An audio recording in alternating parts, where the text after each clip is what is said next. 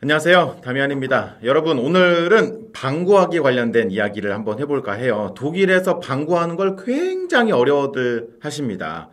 정말 저희 독톡톡에 질문 들어온 것 중에 참 많은 부분이 방 어떻게 구해야 될지 모르겠어요. 저 방 때문에 걱정이에요. 고민이에요. 이렇게 남겨주시는 분들이 굉장히 많거든요. 오늘은 이 독일에서 방을 구하는 방법, 방을 구하는 절차, 그리고 방을 구할 때 어떻게 하면 좀 더 쉽게 구할 수 있는지 뭐 그런 팁들을 알려드리는 그런 방송 한번 시작해 보도록 하겠습니다.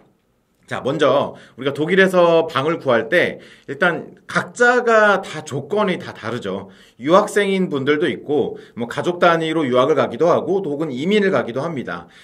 이러다 보면 방의 종류가 이제 굉장히 다양하잖아요. 예를 들어서 베개도 있고 아니면 그냥 일반적인 보능이나 아니면 하우스를 이제 구하는 경우들도 있는데 다양한 이 종류들의 방을 구하실 때 어떤 이제 방이냐는 별로 그렇게 중요하진 않아요.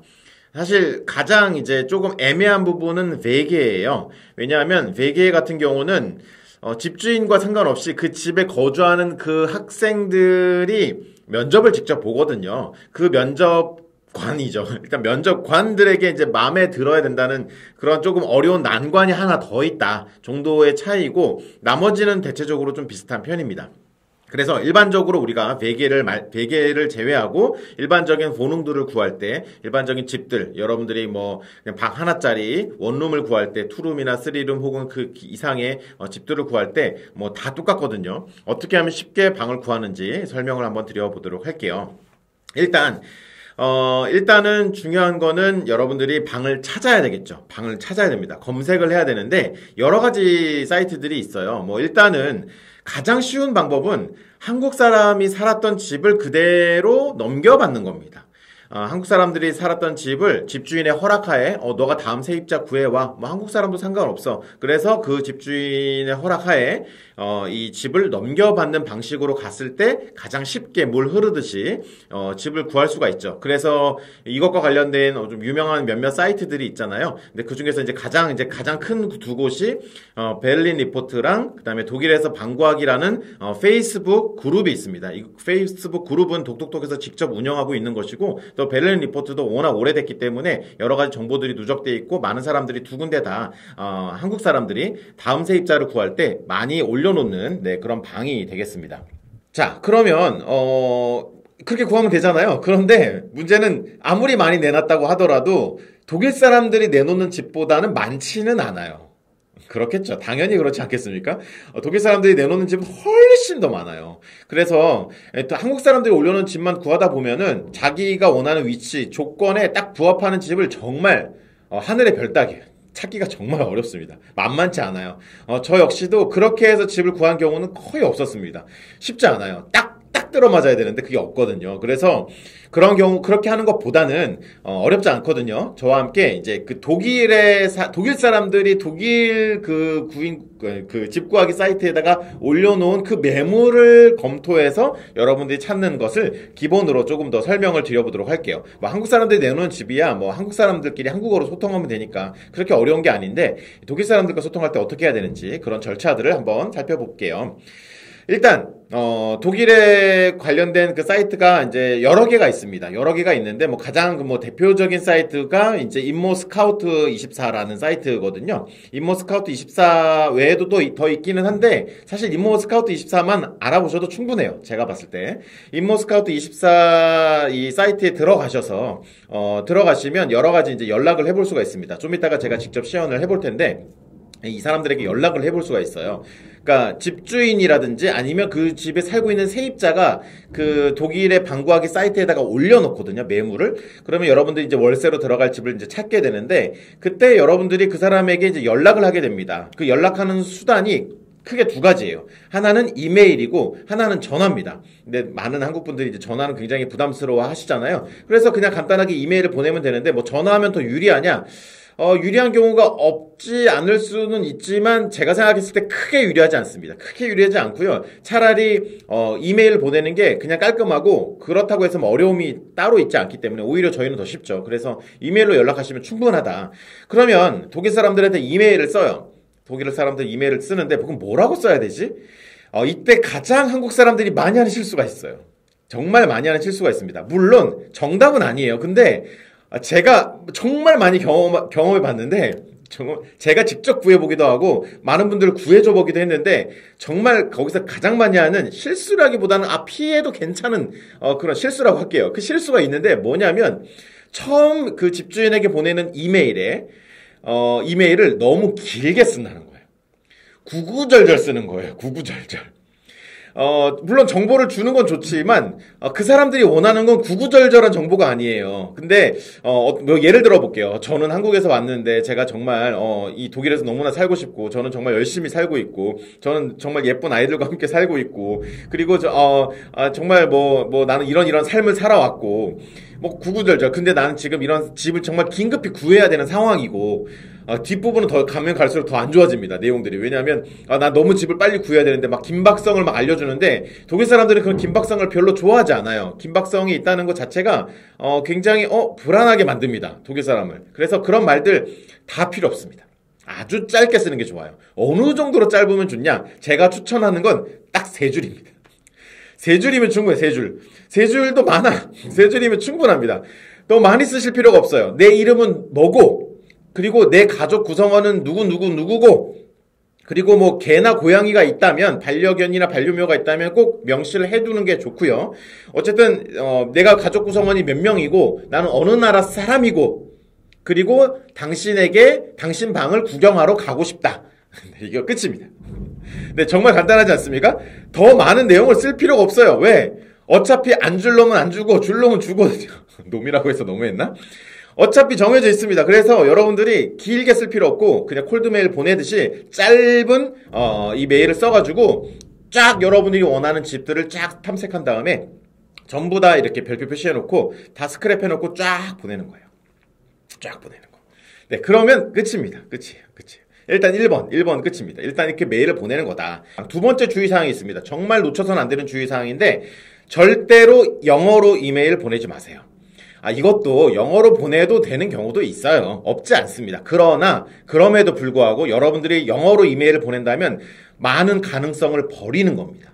왜? 집주인 중에서는 영어를 못하는 사람도 있거니와 영어로 보내면 약간 스팸같이 인식되는 경우들도 많이 있어요. 어쨌든 독일 사람들은 독일어가 모국어이기 때문에 영어가 익숙하지 않은 집주인들이 정말 많습니다. 그래서 반드시 독일어로 보내야 됩니다. 근데 여러분, 어떤 시대입니까? 번역기의 시대고 AI의 시대가 아닙니까? 정말 AI는요, 집 구하기, 방 구하기 관련된 이메일 아주 끼깔나게 잘 써줍니다. 그래서 여러분들 언어적인 장벽에서 사실 첫 단에서는 별로 고민할 게 없어요. 그냥 독일어로 쓴다. 무조건 독일어로 쓴다. 절대 잊지 마세요. 독일어로 반드시 보내세요. 길게 쓰면서 영어로 썼어. 그러면요, 그런 분들이 이제 보통 집 구하기 어렵다. 이렇게들 말씀 많이 하시는 거거든요. 독일어로 쓰고 짧게 쓴다.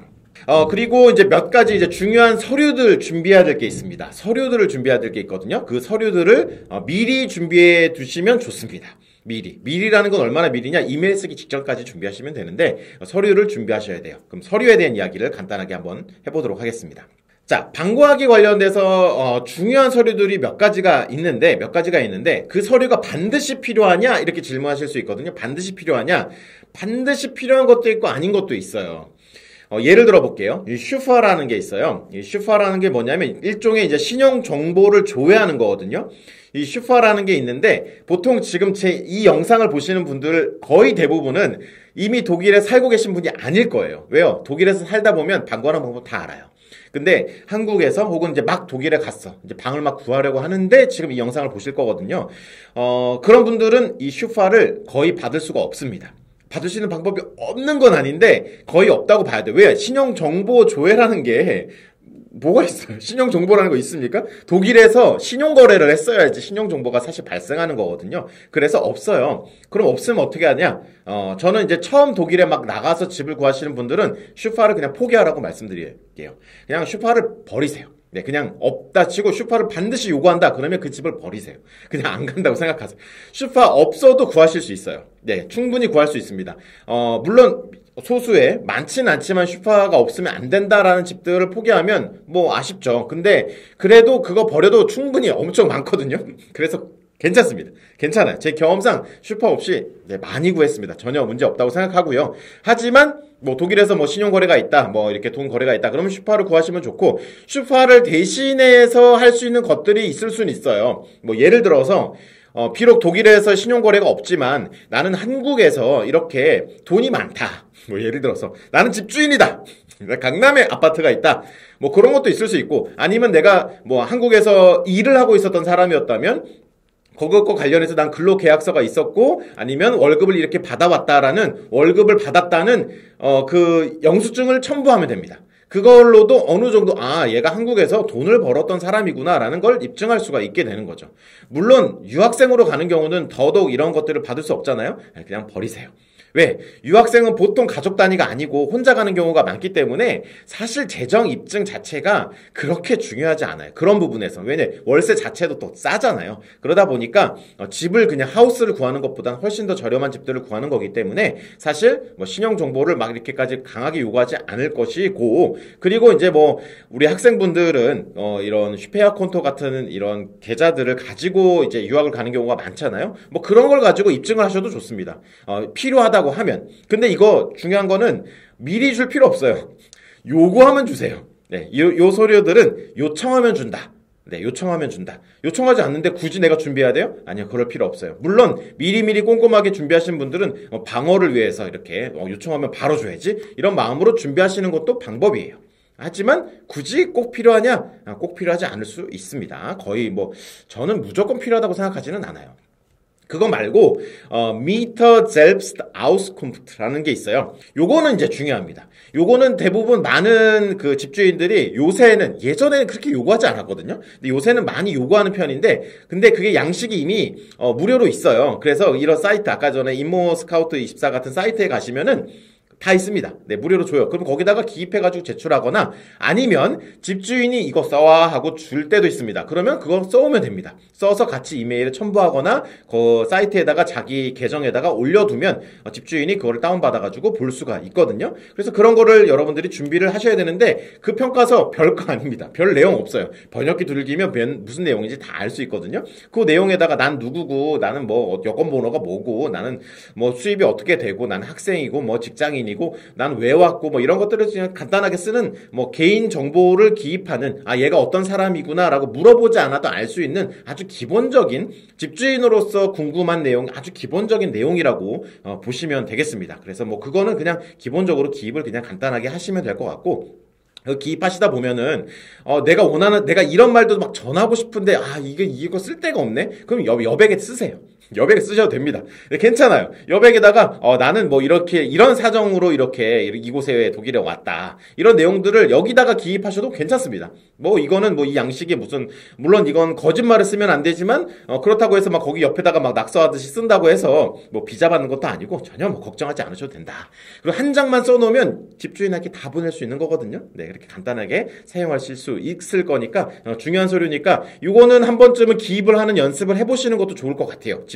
이 집을 구하려고 하시는 분들은.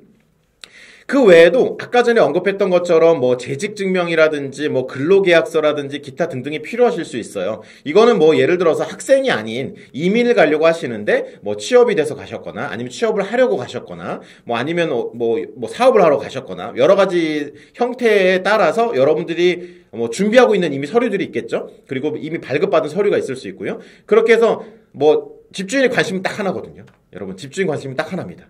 이거 정말 중요하긴 한데, 집주인의 관심은 이거 하나예요. 이 서류들을 제출할 때 집주인의 관심은 하나. 이 사람이 월세를 꼬박꼬박 낼 수 있나? 네, 그거 하나밖에 없습니다. 여러분, 집주인의 관심 진짜 이거 하나밖에 없어요. 월세 낼 수 있나? 왜 걱정할까요?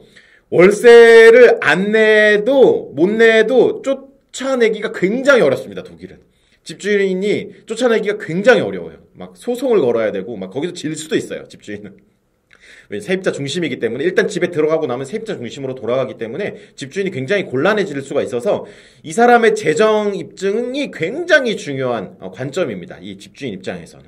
그 점을 잘 노려서 세입자가 될 우리 입장에서 생각해보면 내가 돈을 충분히 그리고 떼먹지 않고 꼬박꼬박 여기 사는 동안 잘 낼 수 있는 사람이야 라는 걸 입증하는 거. 네, 그것이 이 서류의 중점이다 라고 생각을 하시고 그 관점에서 서류도 쓰시고 서류도 기타 여러분이 준비할 수 있는 다양한 서류들을 준비를 하시고요. 자, 그러면 이 서류를 그냥 다 한꺼번에 내는 거냐? 그렇지 않아요.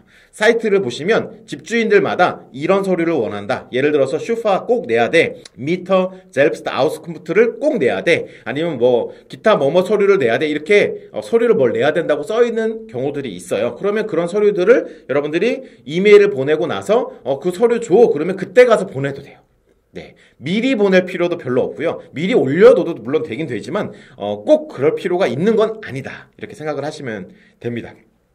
그렇게 생각해 보니까 그렇게 어렵지 않죠. 네, 맞아요. 어렵지 않아요. 그리고 한국 분들 중에 유학까지 가는데 월세 못 낼 만큼 상황이신 분들 많지 않아요. 그리고 월세까지 뭐 안 낼 각오를 가지고 지금 유학이나 이민을 가시는 거 아니시잖아요. 이미 그런 것들을 잘 탄탄하게 준비를 하고 계시는 중이시기 때문에 그런 것들을 잘 입증만 하시면 된다라고 생각하시면 되고 그걸 그렇게 막 어렵게 부담스럽게 생각하실 필요가 없습니다.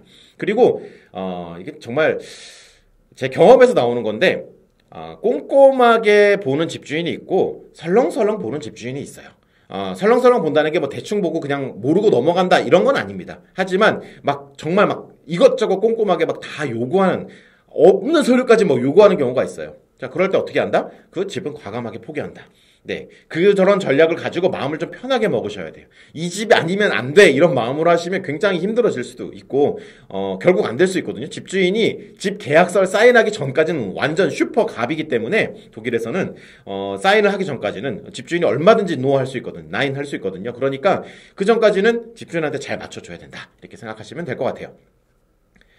자, 그러면 이제 메일을 보내잖아요. 그럼 메일을 몇 개나 보내야 될까요? 메일을.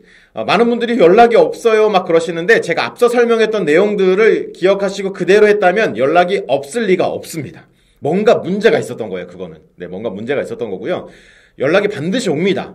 연락이 반드시 오고 집을 보라고 연락이 옵니다. 여러분들 이메일 쓰고 서류 보내고 나서 가장 먼저 할 일이 그 사람들의 이메일에 답장을 받아보는 것이고 그리고 그 받은 답장을 가지고 이제 확답을 주고 그래서 그 집에 가는 거예요. 이 과정, 1년의 과정을 집까지 방문하는 것까지 하셔야 돼요. 집을 방문하고 나면 그다음부터 많은 일들이 해결이 되거든요. 집을 방문하는 것까지 해야 되는데 자, 그럼 이메일을 얼마나 많이 보내야 되냐? 이메일은 많이 보내면 많이 보낼수록 당연히 좋겠죠.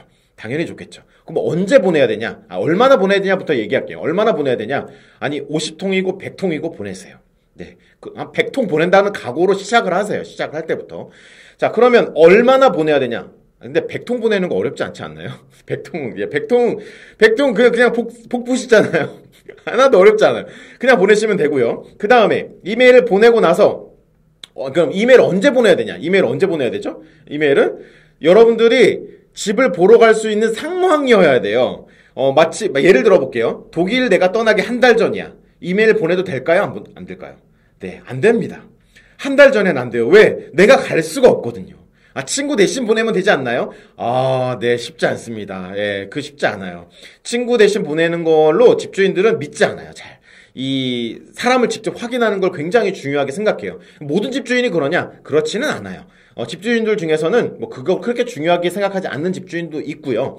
그리고 그냥 부동산이 직접 구하는 집들 중에서는 그렇게 연계해서 이렇게 중개달이 나가지고 그렇게 되는 경우들도 있기는 해요. 근데 그런 경우가 흔하지 않아서 반드시 여러분들이 직접 갈 수 있는 그런 시간대여야 됩니다. 그게 언제쯤일까? 보통 우리가 이메일을 쓰고 나서 답장을 받고 방문하러 갈 때까지 짧으면 하루 이틀, 길면 일주일이나 2주일 정도 텀을 줍니다. 집주인이. 언제까지 보러 와? 다음 주 수요일 날 와. 다다음 주 목요일 날 와. 뭐 내일 와. 이렇게까지 올 수 있거든요. 그래서 제가 추천하는 방법은 한국에서 독일 떠나기 일주일 전부터 보내시는 게 좋아요. 네, 그것보다 더 전이면은 아예 집을 보지 못할 가능성이 있고, 네, 그래서 좋지 않습니다. 그래서 일주일 전에 여러분들이 가고 싶은 집들을 리스트해서 쫙 이메일을 보내시면 좋습니다. 그럼 이메일이 쫙 들어오겠죠. 네, 그것 중에서 여러분들이 오라고 하는 집에 가면 돼요. 거절하는 거 버리시고, 오라고 한 데만 가시면 됩니다. 100개 보내면 몇 개 정도 올까요? 제가 앞서 말했던 그런 것들만 잘 지키셨다면 100개 정도 보내면 정말 제가 자신하는데 못해도 5군데 이상에서는 보라고 연락이 옵니다. 네, 보라고 연락이 와요. 물론 여러분들이 정말 말도 안 되게 이렇게 예를 들어서 4인 가족인데 방 하나짜리를 계속 연락했다던가 그러면 안 되죠. 이것도 중요한 건데 독일 사람들은 거주지에 사람들이 충분히 살만한가를 굉장히 중요하게 여깁니다. 방의 개수와 사람의 수를 굉장히 중요하게 생각을 해요. 그래서 3인 가족이다. 그럼 방이 4개짜리는 구해야 되고요. 2인 가족이다. 방 3개짜리는 구해야 됩니다. 물론 2인 가족인데 방 2개짜리 못 들어가냐? 들어갈 수도 있어요. 그건 집주인이 선택할 수 있는데 집주인들이 대부분 거절할 경우가 되게 많아요. 거절 사유가 뭔지 아십니까? 집이 너무 너네 가정에게 너무 좁은 것 같아. 이게 조건이에요. 네. 그래서 집주인도 세입자를 받아들일 때, 왜 이렇게 작은 집을 구하지? 예, 그때는 약간 돈 마인드가 아니라, 사람이 살 수 없는 거를 자꾸 요구하지. 얘가 잘못 구한 것 같은데? 이렇게 생각을 해버리고, 나인 해버리는 경우가 있거든요. 그래서, 적당한 집, 우리 구성원, 1명이면 물론 아무 때나 구해도 되죠. 진짜, 하나짜리든 100개짜리든 상관없죠. 하지만, 2명, 3명이시면, 그때부터 집 방 개수랑 사람 사는 숫자랑 잘 맞춰가지고 매칭해서 구하시는 게 굉장히 중요한 포인트다. 그리고, 정말, 제가 이메일 보낼 때 꼭 정말 놓치면 안 되는 그 얘기인데, 이메일 계정은 네이버로 보내지 마세요. 제발. 독일로 가시면 네이버 계정 제발 버리세요. 네. 지메일로 하셔야 됩니다. 지메일이나 야후 이런 것도 좋아요. 하여튼 해외 계정 그냥 지메일 파세요. 지메일 하나 파시고 유학이나 이민 과정에 그 메일 여러분들이 앞으로 영구적으로 쓸 메일로 지메일 같은 메일 계정 그냥 지메일 파세요. 파셔야 됩니다. 왜? 집주인들한테 오는 이메일들이 다 스팸 메일로 빠질 가능성이 높습니다. 네이버 메일은. 네, 다 그냥 이 독일어로 온 데다가 지메일로 왔잖아요. 그러면 다 스팸으로 빠질 가능성이 굉장히 높거든요.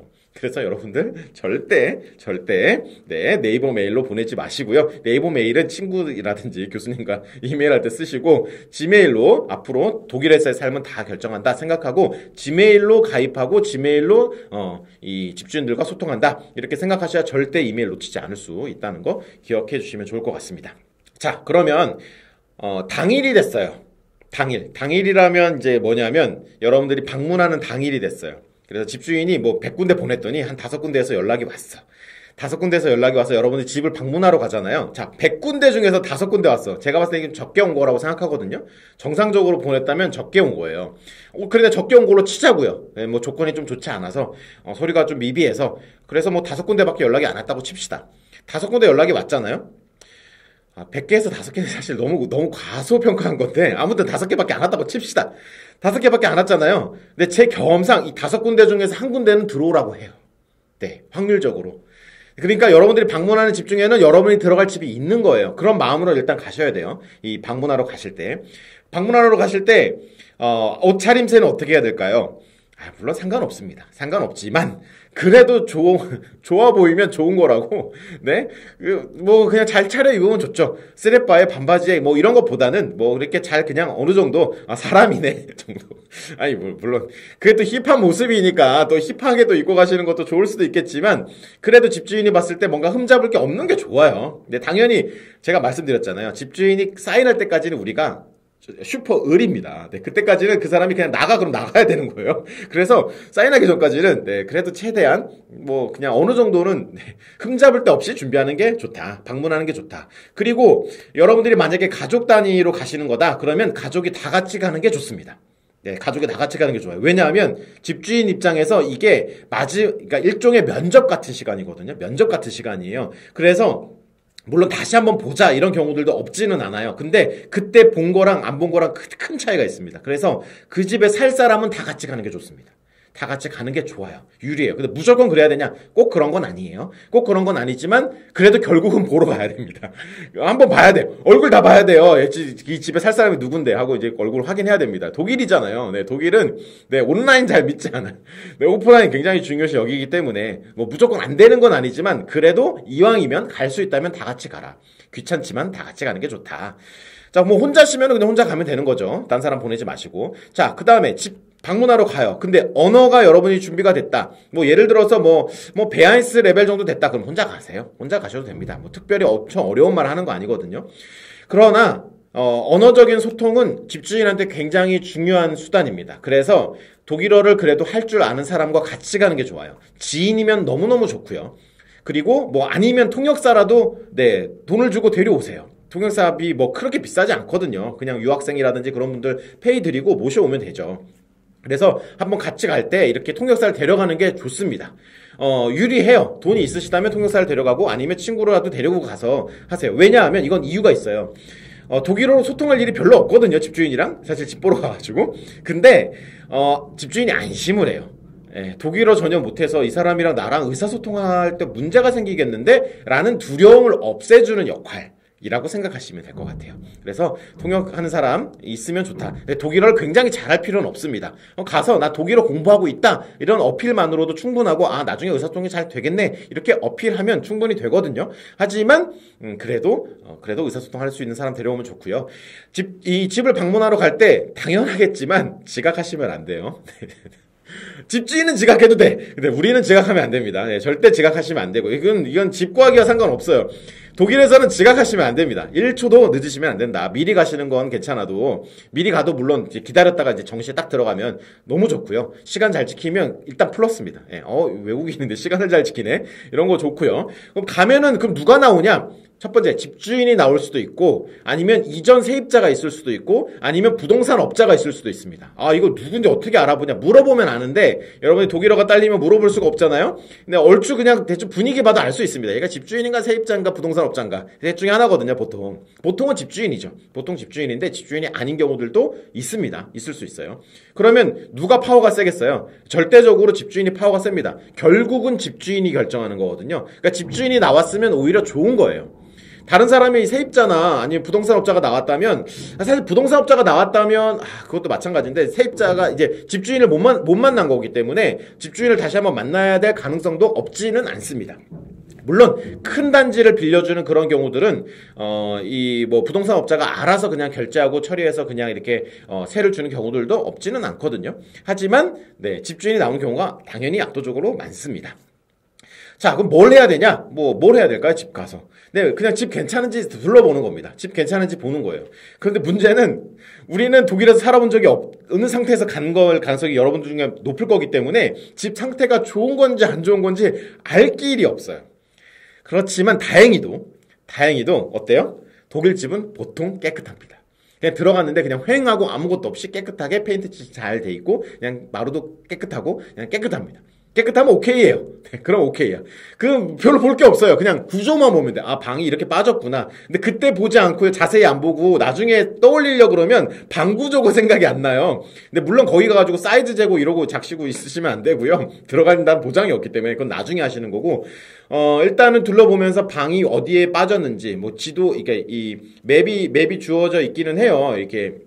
이 방 구조가 어떻게 짜져 있는지 보여주는 게 있지만 눈으로 보는 거랑 많이 다르거든요. 화장실은 어떻게 빠졌는지, 규모는 어떤지, 발코는 어떤지 이런 걸 쭉 부엌이랑 쫙 보시고 필요하다면 사진도 찍어도 괜찮습니다. 그래서 이렇구나 저렇구나 하고 확인을 하고 흠이 없는지 있는지 보시는 것도 괜찮은데 보통 흠이 없어요.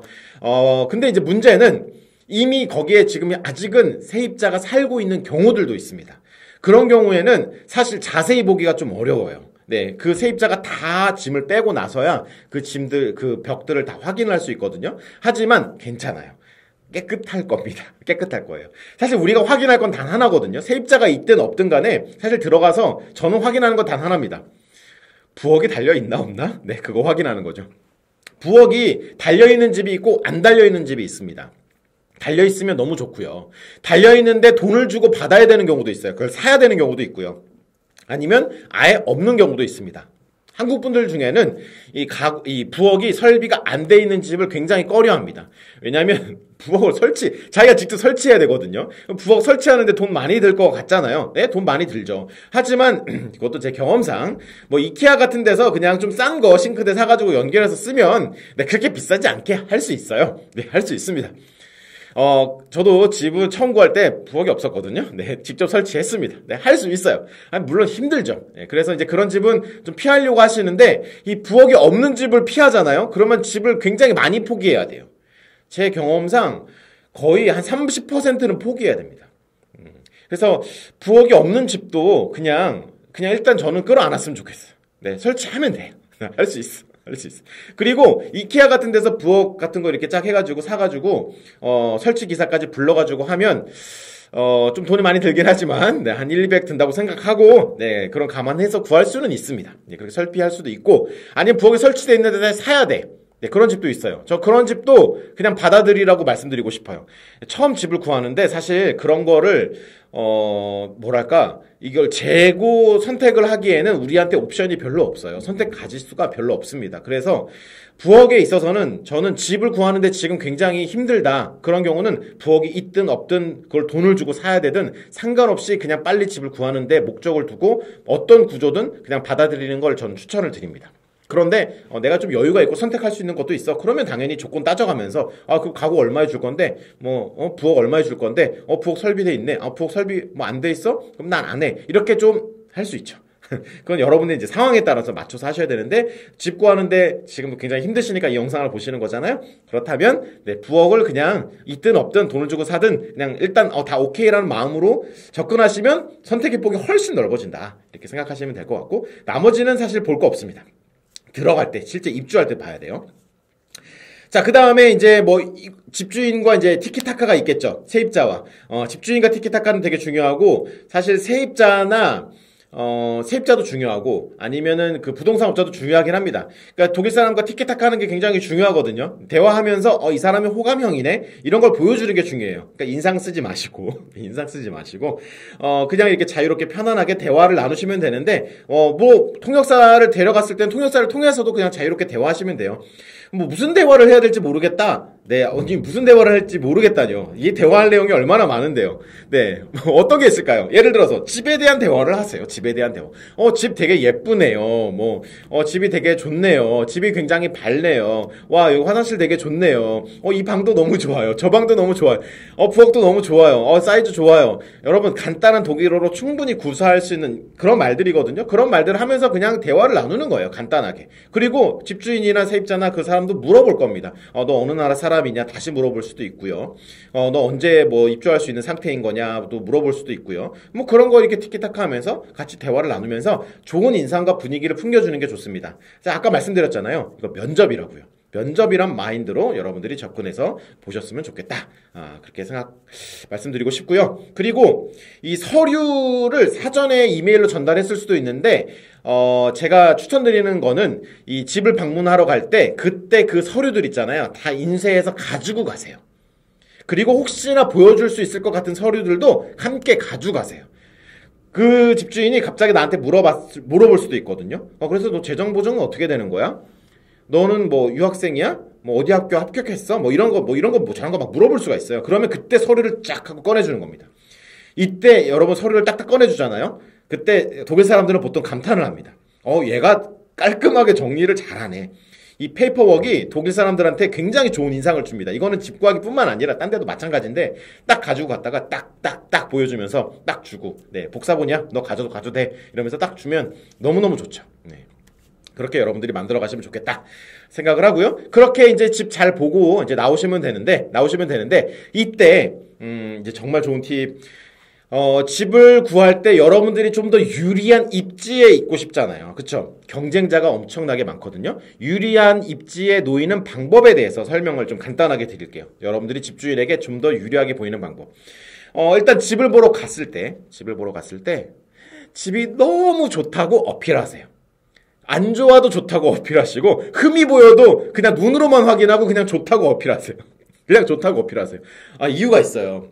왜냐하면 집주인이 너 그럼 너랑 계약하고 싶어라고 집주인이 다시 연락 오잖아요. 나중에 그때 여러분들이 나인하고 거절해도 돼요. 그때 사인 아직 한 거 아니니까. 그래, 여러분들은 최대한 야를 많이 받아야 되잖아요. 예스 하고 너 들어왔으면 좋겠어라고 연락을 많이 받아서 여러분들이 선택하면 좋잖아요. 그러니까 거기다 대놓고 집 보러 갔는데 이거 왜 이렇게 더러워. 여기 흠집 있네. 여기 왜 이래. 사이즈 너무 작네. 이러면서 부정적인 말을 할 필요가 없어요. 그냥 눈으로 보고 기억만 하세요. 여기 사이즈가 좀 작네. 여기 좀 불편하겠네. 이런 것만 보시는데 가서는 그냥 집이 좋다고 말씀하세요. 우리끼리 팁이에요. 이거 되게 중요해요. 왜냐면 집주인 입장에서 여러분 똑같아요. 세입자 면접 보러 온 건데 세입자들이 쫙 왔는데 이 세입자가 인상도 너무 좋은데 이 집이 너무 좋대. 너무 마음에 든대. 그러면 여러분 당연히 마음이 가지 않겠어요? 제가 우리 집을 너무 마음에 들어하네? 내가 소중하게 아끼는 집인데? 의외로요, 독일 사람들이 가보라기보다는 대대로 물려받는 집들인 경우들도 있어요. 우리 어머니가 살았던 집, 우리 할머니가 살았던 집인데 내가 물려받아서 이렇게 세를 주는 경우들도 있습니다. 그래서 집을 굉장히 아끼는 경우들이 많아요. 그래서 이 집을 너무 좋아하고 사랑스러워하고 이런 거를 굉장히 좋아할 겁니다. 네, 겉으로 내색하지 않아도, 겉으로 보여주지 않아도, 속으로는 다 그렇게 생각을 하고 있을 거고요. 그리고 사실 처음에 이메일 보낼 때도 사진들을 이미 보고 나서 이메일을 보내는 거잖아요. 그때, 너네 집 너무 예뻐 보여. 이렇게 말 한마디, 딱 한 문장만 같이 넣어줘도, 네, 좋은 인상을 줄 수가 있습니다. 자, 그 다음에 재정 문제에 있어서 문제가 없다는 사실을 어필을 정말 잘 하셔야 돼요. 이거는 이제 서류 준비하실 때부터도 중요한데 집주인의 관심은 뭐라고요? 이 사람이 재정 문제가 없는가가 가장 중요한 포인트거든요. 이런 걸 잘 어필을 하셔야 됩니다. 잘 준비해 가세요. 절대 지지 마시고 내가 재정적인 문제가 없다는 사실을 분명하게 보여주시고 서류로도 보여주셔야 됩니다. 말로는 사실 독일 사람들 잘 믿진 않아요. 서류로 보여줘야 돼요. 그 서류가 뭐 한국에서 뗀 서류를 자기가 혼자 번역해서 냈든 뭐든 상관없어요. 나 이런 사람이야 라고 보여주면 좋습니다. 내 부모님을 어필하든 뭘 어필하든 내 친구를 어필하든 어떻게든 어필해가지고 내가 재정에 문제가 없다는 사실을 입증하세요. 근데 그걸 처음부터 입증할 필요 있다 없다? 없습니다. 집주인이 요청하면 하세요. 집주인이 야 너 이거 재정 문제 있는 거 아니야? 괜찮은 거야? 라고 물어볼 때가 있어요. 그게 처음부터 물어볼 수도 있어요. 처음에 이메일 보내자마자 물어볼 수도 있고요. 아니면 나중에 얘가 마음에 드는데 혹시나 해서 물어볼 수도 있습니다. 그때 여러분들이 준비한 거나 아니면 준비된 서류들을 보내주시면 되는 거죠. 그렇게 해서 여러분들이 입증하시면 될 것 같고요. 그 다음에 이거는 조금 뭐 권장할 만한 팁은 아니지만 그래도 정말 굉장히 어려운 분들을 위해서 집 구하는데 굉장히 어려운 분들을 위한 정말 우리만의 팁이고 사실 독일 사람들도 조금은 알고 있는 팁인데 1년치 월세를 한 번에 낼 수 있다고 하세요. 네, 이건 이제 재정 보증을 내가 못할 것 같아. 이 독일 사람이 생각했을 때 이 세입자가 미심쩍어. 진짜 낼 수 있는 사람 맞나? 하고 살짝 이게 알랑깔리한 그런 상황이 있을 수 있거든요. 이때 어떻게 하느냐? 이때 그러면 혹시 걱정이 된다면 내가 1년치 월세를 미리 한번 낼게. 그러니까 들어갈 때만 먼저 내는 거예요. 매년 1년치 월세를 한 번에 내는 게 아니고 첫 번째 1년치 월세를 내가 한 번에 내고 들어갈게 라고 얘기할 수도 있습니다. 이게 무슨 차이지? 라고 생각하실 수도 있는데 독일 사람들은요 보통 이런 목돈이 없어요. 그러니까 1년치 월세라면 얼마큼 정도 될까요? 원룸 300유로에서 500유로짜리 구했으면 1년치면 500만원, 600만원일 수도 있고, 하우스를 빌렸다고 하면 3, 4천만 원일 수도 있을지 모르겠어요. 이 정도 돈이면, 우리나라에서 생각했을 때는 보통 우리나라에서 서울에서 집 구할 때 보증금도 안 될 수도 있어요. 그쵸? 근데 그게 월세란 말이에요. 어차피 나가야 될 돈이잖아요. 그 돈을 그냥 한 번에 낸다고 하는 거예요. 그러면 그것만으로도 독일 사람들은, 얘가 이런 목돈을 굴릴 수 있는 사람이야? 라는 인상도 주고 그리고 1년 동안 내가 월세를 못 받는다는 걱정을 안 해도 되는구나 라는 생각도 하게 됩니다. 근데 솔직히 저는 아무리 생각해봐도 좀 이상하긴 하거든요.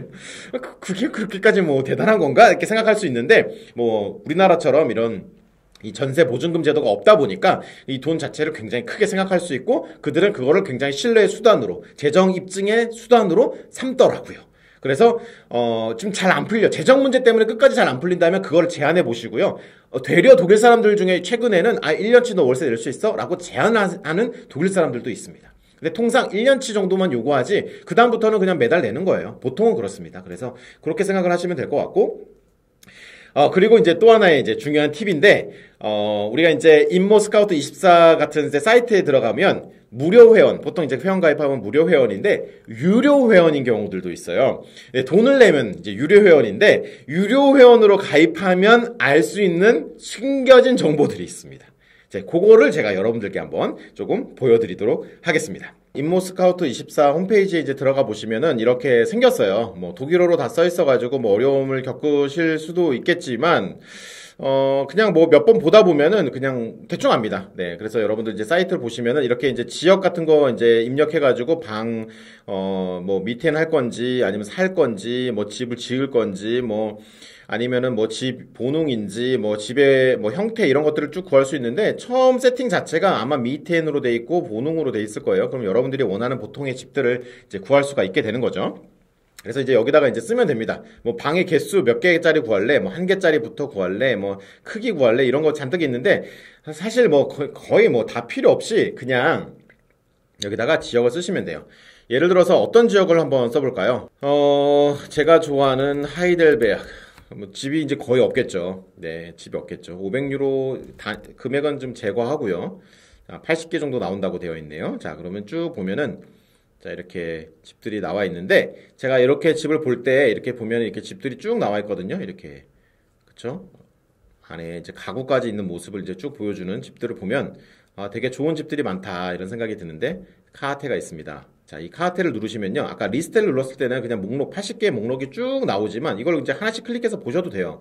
하나씩 클릭해서 보셔도 되지만, 이게 사실 위치가 중요한 거지. 사실 집 구할 때 그렇지 않습니까? 위치가 제일 중요하잖아요. 그러니까 그냥 지도로 저는 바로 열어서 보는 편입니다. 그래서 하이델베르크 지도를 쭉 열어서, 자, 좀 확대를 해가지고, 저는, 알트슈타트에는 살고 싶지 않고 노이엔하임 이게 신도시 쪽이라고 보시면 되는데 일종의 여기서 살고 싶다 이렇게 결정했으면 이 도시만 검색하시면 되겠죠. 그러면 보니까 1125유로짜리 방 2개짜리 그다음에 1050유로짜리 뭐 방 2개짜리 2180유로짜리 방 3.5개 그다음에 여기 2개가 있네요. 자, 1400유로짜리 방 2개가 있고 네. 그다음에 2,300유로짜리 방 3개. 와, 하이델베르크 진짜 비싸네.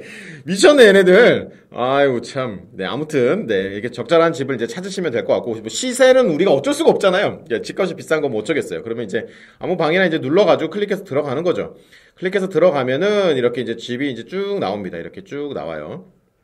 이렇게 집이 나와서 이제 집에 관련된 이제 정보들이 위치가 어디고 뭐 이런 정보들이 쭉 나옵니다. 이건 찬찬히 여러분들이 읽어보시면 번역기 돌리면서 읽어보시면 충분히 하실 수 있는 내용이고 이제 중요한 내용은 뭐냐? 자 이렇게 집이 있으면은 이제 집에 대한 정보들이 이 왼쪽에 쭉 나오거든요. 이 왼쪽에 쭉 나오는데 뭐 지도의 위치도 나오고 뭐 가격이 나오고 가격이 제일 중요하죠. 사실 여기 중요한 정보는 여기 다 있는 거예요. 가격 그 다음에 이 방 개수, 방의 실제 집의 크기, 그다음에 방 밑에라고 해가지고 이제 관리비 같은 것들이 이제 포함되어 있는 가격. 사실 우리가 내야 되는 가격은 이 가격이죠. 1325유로가 되겠죠. 그리고 이제 여기 집의 이제 개수들이 어떻게 되어 있고 이제 중요한 게 이제 층수거든요. 에타시, 층수. 3층까지 있는 것 중에 1층이다. 그럼 한국식으로는 2층이 되겠죠. 뭐 2층에 있고 그리고 이제 언제부터 입주할 수 있냐 이거 중요한 정보죠. 9월 1일부터 입주할 수 있다 이런 게 있어요. 네, 이거 지금 다 가려져 있죠? 네, 다 가려져 있습니다. 다 가려져 있어요. 이거 뭐냐? 돈을 내면 볼 수 있어요. 돈을 내면 유료 회원 가입하면 자 이 정보를 볼 수 있는데 이 정보가 뭐 얼마나 대단한 거냐? 뭐 좀 이따가 보도록 하겠습니다. 좀 이따가. 자, 그 다음에 뭐 이제 전체 비용에 대해서 다시 한번 이제 설명한 거고요. 위에 내용 좀 반복된 거예요. 네, 별 거 없고. 그 다음에 바우야 같은 건 중요한 정보일 수도 있는데 1935년에 지은 집이래요. 새 집이네. 네. 100년 안 됐으면 새 집이에요. 독일에서. 뭐, 새 집까지는 아니지만, 아무튼, 대충 새 집이다. 이렇게 생각을 하면 되겠고, 이렇게 집의 이제 구조도 같은 것도 보여줍니다. 이런 거 보면 대충 어떤 집인지 알긴 알겠지만, 그러나 이제 이런 거에 익숙하지 않으신 분들은 사실 좀 어려울 수 있어요. 네. 그리고 이제 여기에 보면은 필수 서류 같은 게 이제 나와 있습니다. 슈파가 있고, 그 다음에 Einkommensnachweis, 이제 수입 증명입니다. 수입 증명. 사실 이 크게 이제 많은 분들이 이게 두 개를 요구하고 사실 이게 아까 전에 제가 얘기했던 Selbstauskunft라고 해서 스스로 자기가 스스로 나의 인적 정보를 쓰는 거예요. 뭐 이런 것들이 있고 뭐 여러 가지 뭐 다른 것들을 요구할 수도 있는데 보통 이 두 가지 요구하고 아니면 이것도 요구하는 경우들이 있습니다. 근데 이거를 요구하면 이걸 반드시 내야 되냐?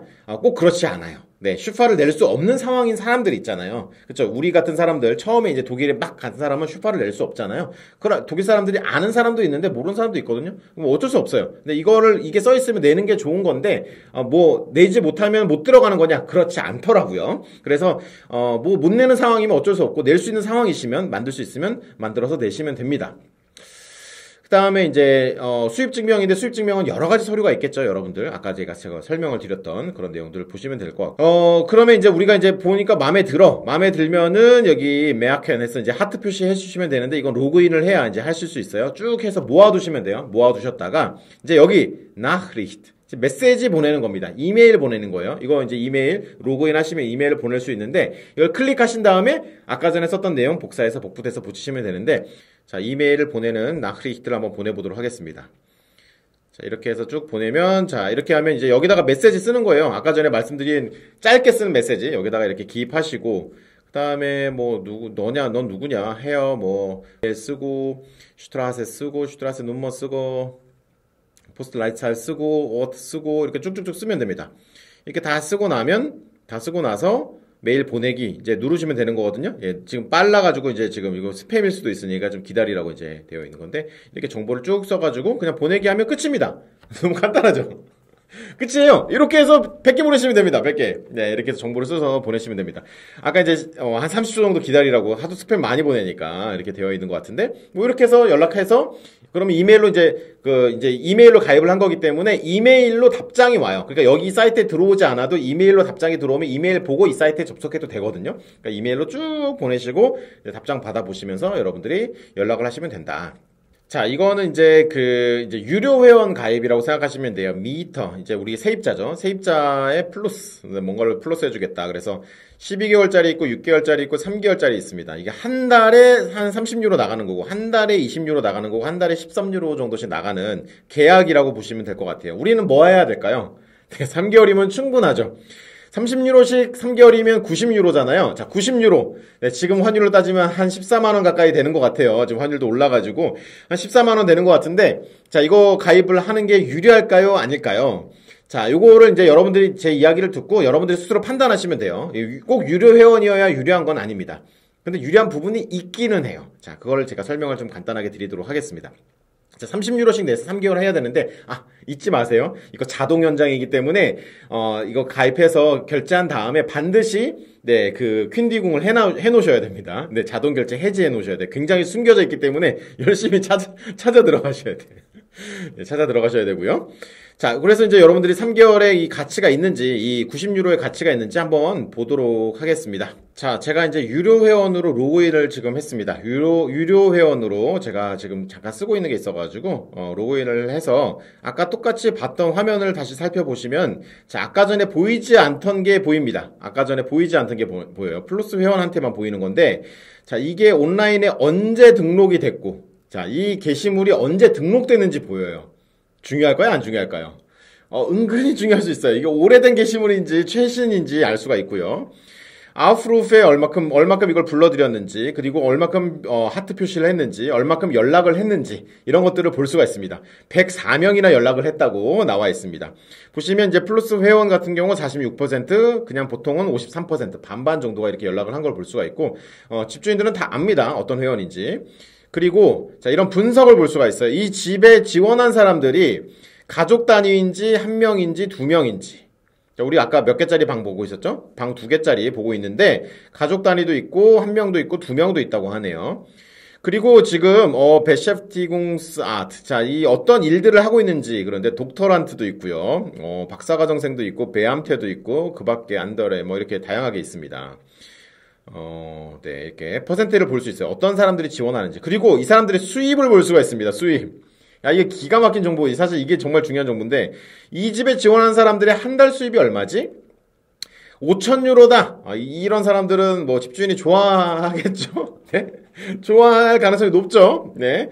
그리고 뭐 여기가 제일 많네요. 2,000유로대가 제일 많네요. 한 달 수입이에요. 네토. 그러니까 세금 빼고 난 수입입니다.